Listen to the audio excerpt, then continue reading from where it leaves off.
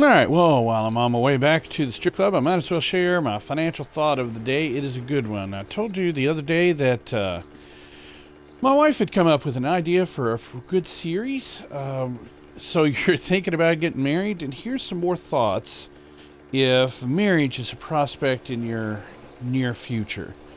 You should take the time to have a discussion about your financial goals, your income, your debts. It's something you don't want to walk into blind with your potential spouse. I used to sit down with people and do financial plans and whatnot, and that was one of the big things was the partners not being on the same page as far as what their financial goals were. And to give you some ideas as to how deep you should go into it before you actually say your I do's, you should actually talk about things like your savings. How much do each of you have in savings? What debts do each of you have? That's credit cards, car loans. Do you have student loans? And there's special things about student loans that you need to know. I think I'll save that and cover that in a different video. But beyond that, do either of you have any bankruptcies, right? Because that's not the thing you want to find out as you've found your dream home and, oh, you've got a bankruptcy on your record, so, ooh, that's, that, you're going to have to pay through the nose in an interest rate on your home. Yeah, that's not something that's fun to find out about. And do you have any other financial delinquencies or obligations?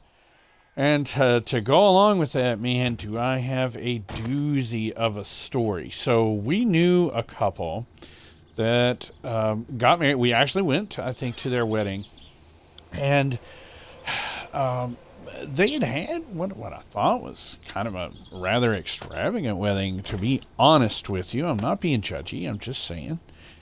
And found out later that part of the reason why it had been so extravagant was his dude had not only a crap ton of debts, but he also had a gambling problem, which is extremely sad, and he had not told his spouse about it. And as a matter of fact, to fund the wedding and their honeymoon, which was very nice, he had actually gone to a loan shark. Yeah, they really do exist. He had really gone to one. And after the honeymoon, guess who came calling? And all of this was a shock to his poor wife. This is a horror story. I'm not saying that everything is like that. This is obviously the exception, one would hope. But it is important to find these things out. Obviously, it was a huge deal breaker, and it was a mess.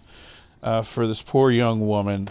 Not only did she have to go through the heartbreak of the breakup and everything else, the marriage didn't even last a year, but because they had been married, he ran up debts and stuff together with her, and she was left holding the bag.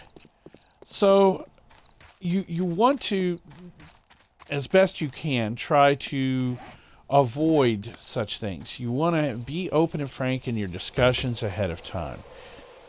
And again, I'll probably cover this in some other videos, but secret accounts don't work, hidden debts don't work. You want to be open and honest about everything.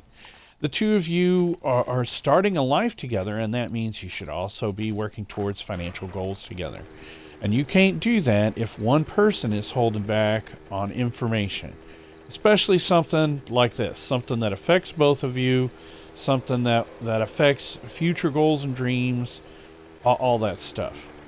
So take the time to have an open and frank conversation with your future spouse, your future partner. Make sure that you guys are together on the same page. Once you're married, there's a lot of protections in place and whatnot, things that work to your benefit, combining finances.